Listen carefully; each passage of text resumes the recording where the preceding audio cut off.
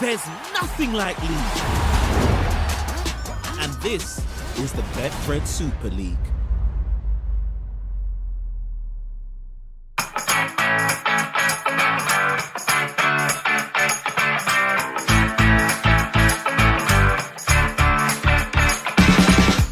No!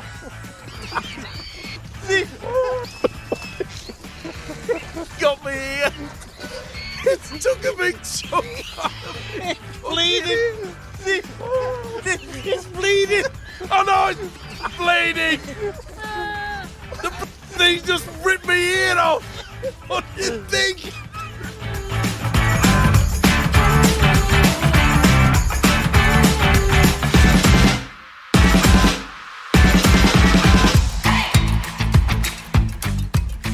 Hello again and welcome along to this week's Eddie and Stevo, the podcast. We are here each and every week with the support of Rugby League's major sponsors, Betfred. I'm with you here in the UK. Stevo is still back home in Australia watching all the events unfold. And Stevo, after last week's fixture list in the Betfred Super League, isn't this the season that just keeps on giving? What a topsy-turvy year we're having. Unbelievable. I mean, everything, when you look at the results from last week, I'm thinking to myself, have the top sides got bad injuries or whatever? But no. Talk about a fight back from avoiding relegation. And who would have thought that Wakefield would have beaten Wigan? I know. Nobody on this earth, but they did. I mean, we had a fabulous game at Warrington on Friday against the Saints. Lee beat Castleford. As you say, Wakefield then stunned Wigan in Golden Point extra time. Then the Catalans are beaten by Huddersfield. We had the whole derby. Oh, blimey, it just kept on going and going. Let's reflect it all then. Friday, Warrington, beaten again. 6 defeats now in the last 7 games. But they had a real dig against the champions, didn't they? They certainly did. And I tell you what, Lady Luck is certainly not on their side, because I watched that game, Eddie, and there was at least 2 or 3 forward passes that the officials are missing. Now, this could prove costly. It really could, especially in the relegation battle, because the officials have got to make sure that they've got it organised. There were 2 that was blatant. That was in the Warrington Saints game. They looked questionable, to say the least. Questionable? Come on! Oh, dearie me. It really irritates me, because we come into this part of the season where, a coach could be sacked just because the officials are not doing their best. Well, Warrington started the season with 8 wins from 8. They were 4 points clear at the top. They're now 5th. And listen to the next 5 games, Stevo. Wigan away this weekend, followed by Wakefield away, Catalan at home, Leeds away, and Hull away. Now, that is tough, isn't it? Look, Daryl Powell, I don't know. They keep going to him in his box up there, but at least they had a dig. I know they've had problems with players going back to Australia, and also because of injuries, but he must be just as frustrated as what the players are. I don't think there's a doubt about that. And, when a team gets a penalty in the first 5 minutes in a game like that, and they elect to kick for goal rather than keep on going and putting a bit of pressure on the line, they take the 2. Warrington did that after 5.5 minutes on Friday, and they lost the game. I think that happens a bit too frequently. The team that goes safety first takes the 2 points early doors, they go on, and more often than not, they lose the game. Or am I just being crackers about that? No, you're pretty spot on, which makes a change, if I must say. But you also have to understand that the radio transmission, etc., the coach can send down the message. And you'll often see the captain sort of look up towards the box and say, do we take 2 or whatever? But I'm with you, which, in my opinion, makes the opposition think, hang on, they're a bit frightened about us because they think our defence is too strong. That's the only thing that I can believe when they go for 2 points 3 minutes into the game. They're already looking ahead, Warrington, to next season. Lachlan Fitzgibbon, he's been recruited from the Newcastle Knights. Toby King is coming back from his season-long loan spell at Wigan. I bet Darryl Powell wishes he had those two now for the run-in, don't you? Well, I mean, as you say, the start of the season, it looked as though Warrington were going to be table-topping all the way through the year. And look, injuries and players going back, it doesn't help.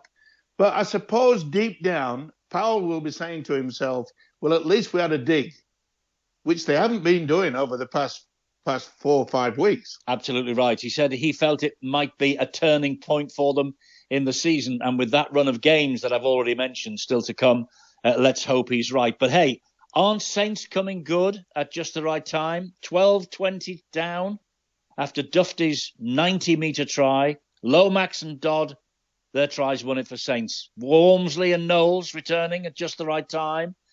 You know, fantastic Saints. On their day, Stevo, and it wasn't their day last week, but on their day, they're unplayable, aren't they? They can be. And you've mentioned the two players there, Knowles and Walmsley. When you return to the fray, you say to yourself, well, that's crucial. And it's the same with any team. The experienced players, when you're going through a bit of a bad spell, and every team goes through that, you need that professionalism. And they get that with Roby, they get that with Walmsley. You know, they're the two players that can control things in and around the play the ball area. Walmsley's got this ability of making good 10, 15 meters forward. And they play very strongly on quick play the ball. And Roby can then control from that. They've been missing that over the past few weeks, but listen, don't write them off. You often say it, don't write the Saints off. Absolutely, never write the Saints off. And something else that struck me this week, James Roby, Louis McCarthy, Scarsbrook, they're apparently retiring. Well, they are retiring at the end of this season. The emotion, remember when Leeds said farewell to Maguire and Sinfield, Kylie Lulawai and all the rest?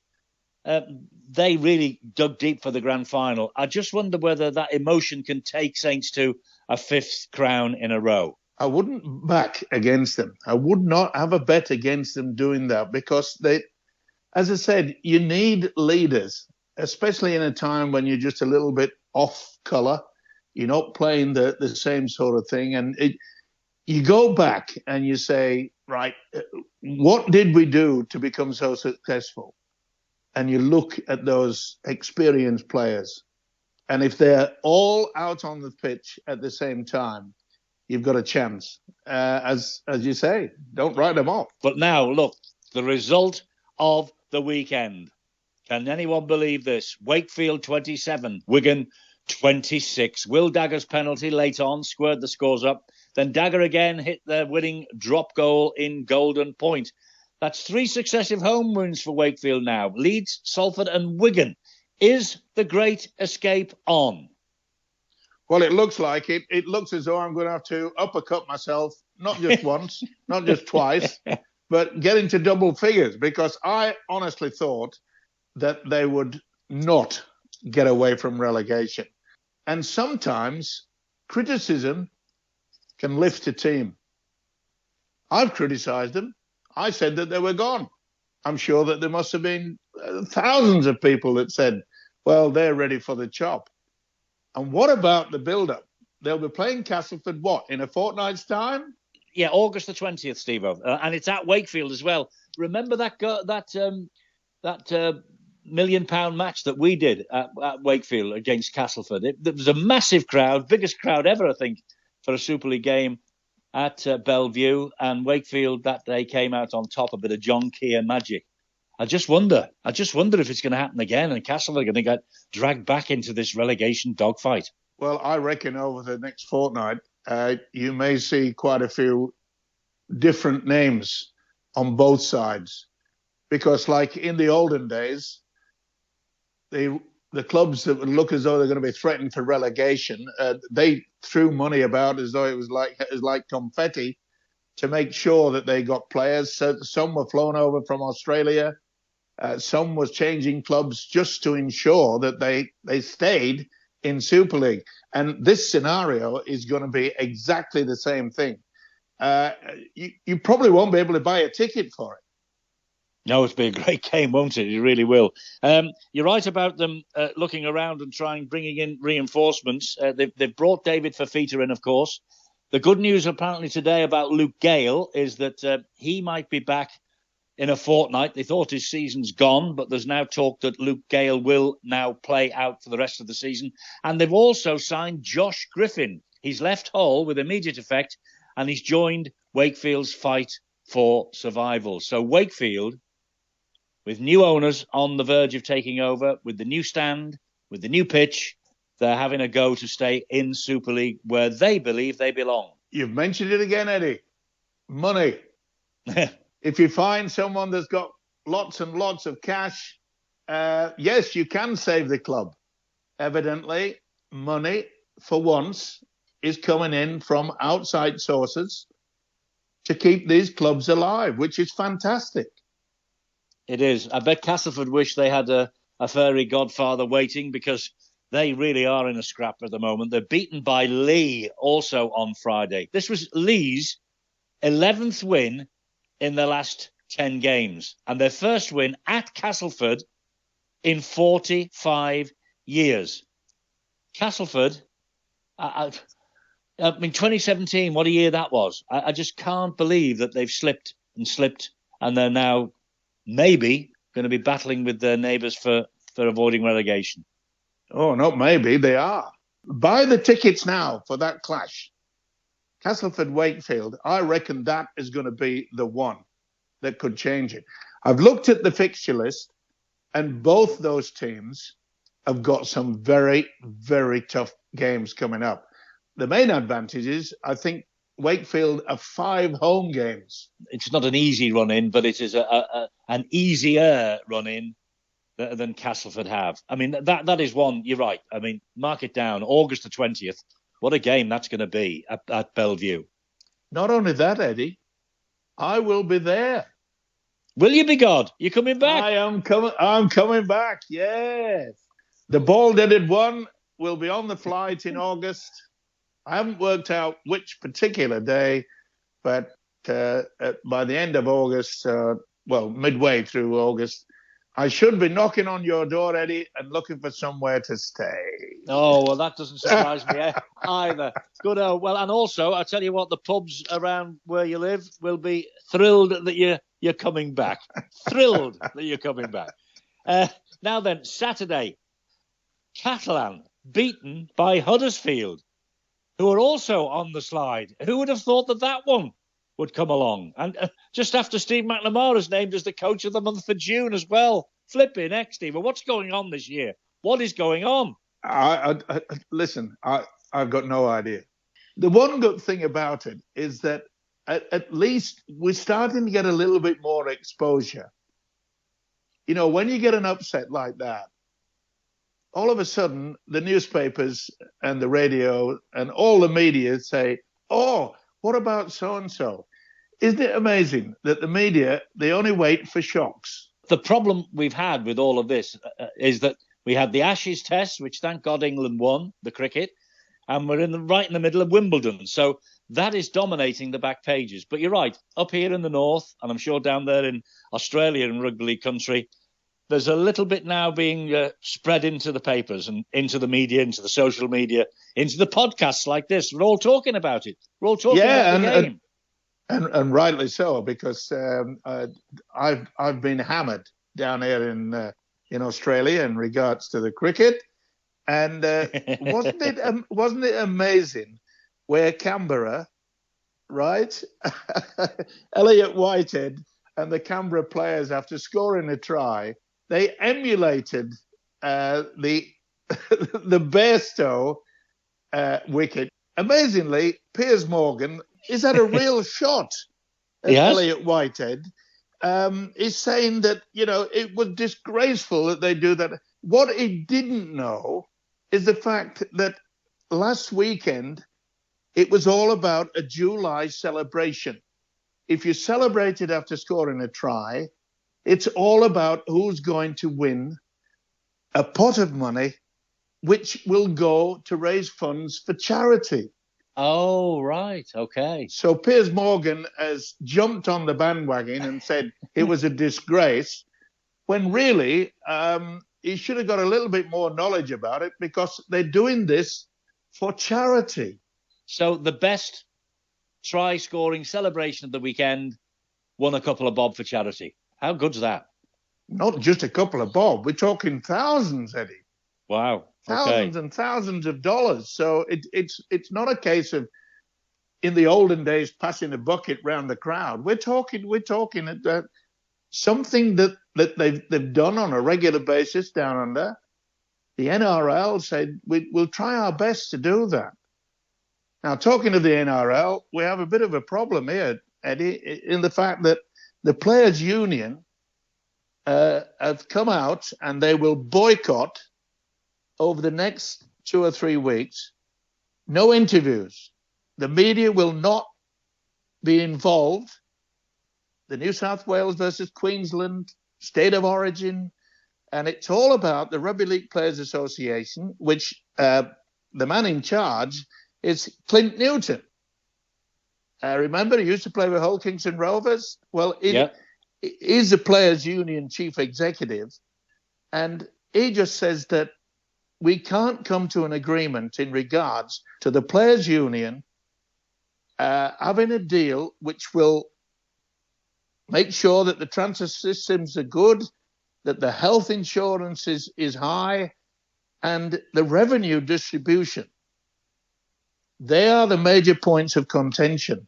And the Players' Union, they had a vote yesterday, and they said, no media. Going to be difficult. It is going to be difficult. Blimey. I mean, could you imagine that happening up here? That, the players say, we're not going to talk. I mean, not many people want to talk to them anyway. You imagine them saying, we're not going to talk to you. That's just ridiculous. Simple as that.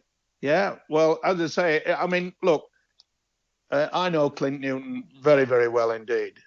Obviously, his father was a famous golfer, and he's the man that really has put the Players' Union on its pedestal. Now everybody's trying to say a lot in the media, obviously, because they won't be able to interview anybody, saying that it's about time that Clint Newton gets sacked. If he comes out with schemes like this, not talking to the press, he's not going to get much support from them, is he?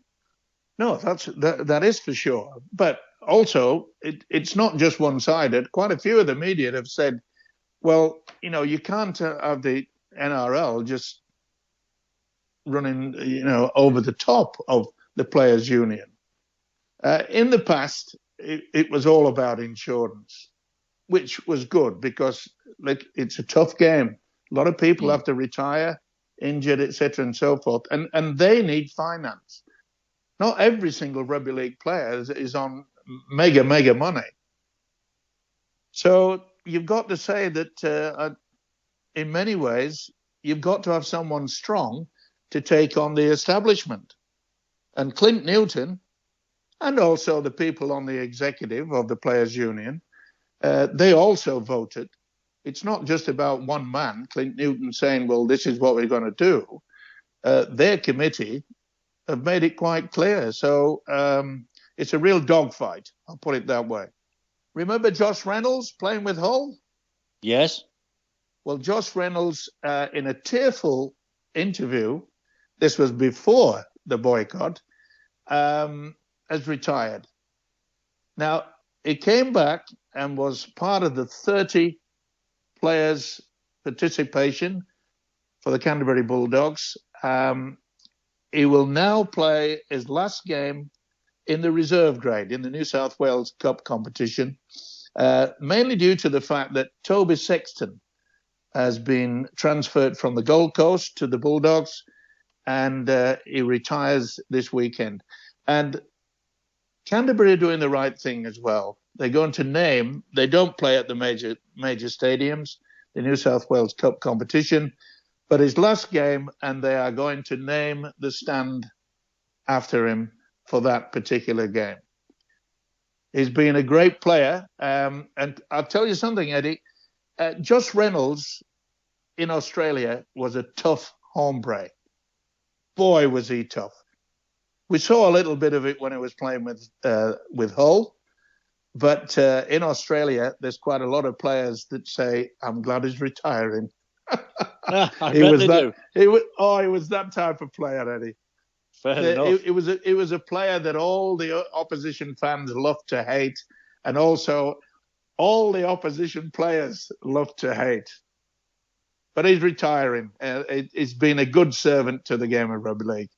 And as you say, he played for Hull, and Clint Newton played for Hull Kingston Rovers. So I wonder what they made of the 243rd Hull derby on Sunday. Now remember, Hull KR won at Hull 40-0 on Good Friday. Hull got some revenge for that with a hard-fought 16-6 victory. It keeps their top six hopes alive. News: their star man Jake Clifford. He received a huge offer to return to the NRL with North Queensland Cowboys, and he is reported to have said, yes, he's going to take that up and he's going to go back. The other thing that was mentioned up here, Stevo, was that Hull were desperate to keep him, and their offer in response to all this North Queensland Cowboys business was even more lucrative to him for him to stay. But he's decided, so they say, he's going back to Australia. Now, Hull need all the players they can get, even though 6 of their next 8 games are at home. They need all the players that they can get and need them all on point to make it into the top 6. Well, I've often said it, Eddie. What use is a contract? And you ripped up plenty of pieces of paper saying that they were contracts live on television, on Boots and all in the past. I remember it quite well. And you're right, you're right. If somebody decides they're going home at the end of the season, whether they've got 12 months of a contract left, off they go. They jump on the plane, they never come back. It's always been a risk for players, going from UK, Australia, and back again. And it's all about that one thing, Eddie: money. When a player used to retire, they used to have a testimonial if you played for the club for 10 years. Yeah. And I'm talking way back in the olden days. And it was more or less suggested that when you got this testimonial money, you used to buy a pub. And, the locals in the area would go in the pub, etc. and so forth. Now it's just, I don't care. I've been offered more money somewhere else. Simple as that. It's cutthroat. It is. I suppose it's a short career. We shouldn't be too critical. I don't know. They still get testimonials here if they do 10 years, but those numbers are getting less and less, aren't they? They're getting less and less. Yeah, that is for sure. A little bit more in regards to Australia. The West Tigers chairman, Lee Pantelis, he walked out of a charity function last week. It was a charity for our old mate Daniel Anderson. They raised thousands, Eddie. All the top stars, all the top people from the TV, etc. One of them was a former Balmain Tigers coach. He was also the Australian Rugby Union coach years ago. Alan Jones was a famous radio broadcaster. He was at the function and he was asked his opinion on his old club, the Tigers' woeful performances. And he just said, well, fish rots from the head. Now, his remarks wasn't taken too kindly with Tim Sheens, who was sat next to Lee Pantelis, and they both stood up and left the function. And Jones was blunt in suggesting, look, the West chairman should step down. They don't mess around. This is a charity do. And he's had a real good shot. But West Tigers, I'm afraid, they're in an awful mess, Eddie. Right, okay, well, back to the last match up here on Sunday. Leeds travelling to Salford and beating the Red Devils to just about just about keep their top 6 hopes alive. Now, their recruitment is gathering pace. French international Michael Gudemand has already signed from the Dragons. They're now, Stevo, reported to be interested in bringing back Danny Levi to Super League. Remember him? He the former Huddersfield man. He left for Canberra at the end of last season. Now, this is a strange one to me because they've already extended the contract of young Jared O'Connor, whose form this year has been so good, it's seen Cruz Leeming leave the Rhinos for Australia. Leeming now signed by Wigan for next year. It's coming and going, isn't it, at this time of the year? It always is. Once May comes around, all the deals are done. It's amazing. Well, you might be amazed, Eddie, but I'm not. As you say, it's at that time of the season where let's get rid of so-and-so. I want to go back to so-and-so. Look, it's all panic button stuff. You've got people wanting to come and play to avoid relegation. You want people to make the playoffs. It's a situation that has gone on for years. It will not change, irrespective of what IMG come out with, whether you're in, whether you're out, etc., and so forth. But I suppose in many ways that means that bringing players in to avoid relegation have gone. That's it. At the end of this season, there's no reason for you to bring in players anymore. What you've got to do is make sure that you've got social media working for you, that the crowds are turning up in excess of what, 7,000, 7,500? I think that's what they are negotiating in regards to the new deal from IMG. So forget about it. All you people from here in Australia that want to, I'll earn a quid and get them out of the you-know-what, because those days are gone. It's all down to finance, your support. Have you got the media? I suppose in many ways, Eddie, if people don't turn up at the games, you won't be in Super League. And all you Aussies down here that want to go and get a nice little wage packet, that won't happen anymore. What you're talking about is the IMG grading handbook. It's now been published on the RFL website. It's a long and it's a wordy document. I've tried to wade my way through it. I got about halfway through before I fell asleep. Basically, it's a points system. You're right. If you're on social media, if you've got more fans, if you've got the big finance behind you, I don't know what the exact numbers and figures are, but you get to a certain level and you're guaranteed a place in Super League. And in fact, this is going to go through all 3 divisions, Stevo, by the way. So, good luck with that. If you get an A grade at the end of it, you are in Super League. Below that, you're fighting for your place and indeed for your future and your lives, aren't you? Can't be the letter of the law, as we know what the law is intended to do, but this is the letter of the IMG law. And evidently, all the clubs have said, yes, we will go with it.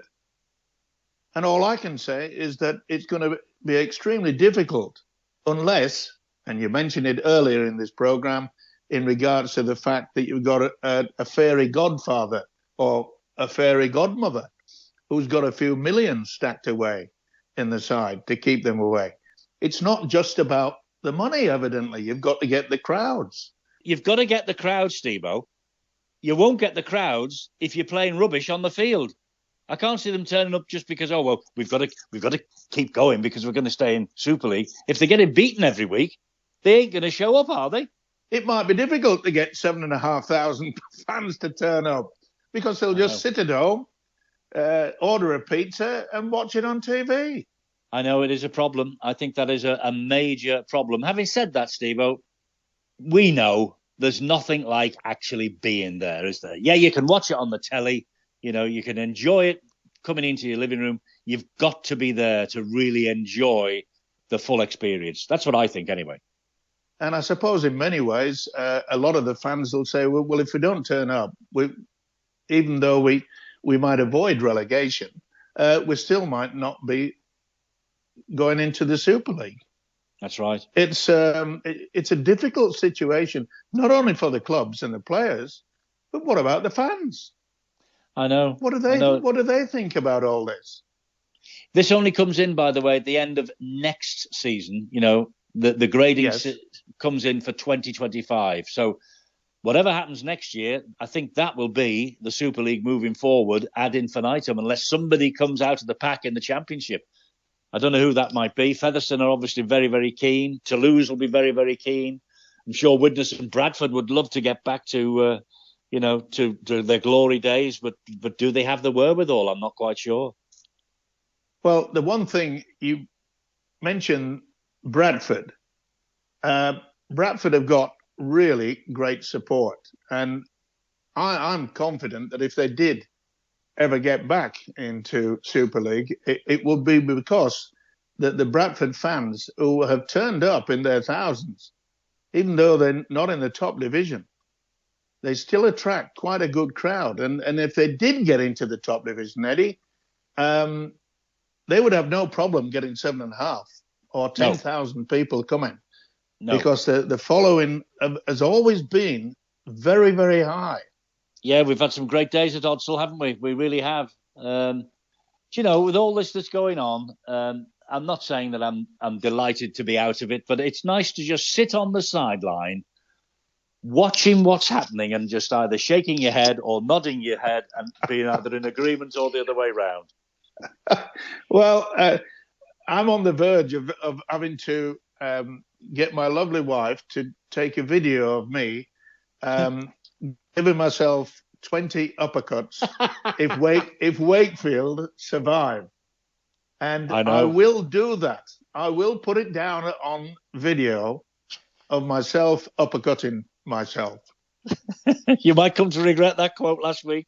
You might easily come to regret it. If you're in the north and people from Wakefield see you, look out. Look out. Listen, I'm making sure that I'm the only one that's going to uppercut me. No one else out there. Look, the one good thing about our game is that it'll always have controversy. It will always have moaners. It will always have people who think they know more than you, me, or anybody else involved in the game of rugby league. That's sport, and that's why our game of rugby league is the best in the world. The greatest game of all. Right, okay, Stevo, always great to talk as usual. Plenty to chat about this week and plenty more, I'm sure, next week. But listen, I'm a bit concerned. When you come back on that plane, you better just be ducking and diving because the Wakefield fans will be waiting for you. You take care of yourself. Listen, there's only one thing that I love about the fans in rugby league. They are the best. I think you're really, really struggling now. You're trying to take back every word you said about Wakefield last week. I can see it coming.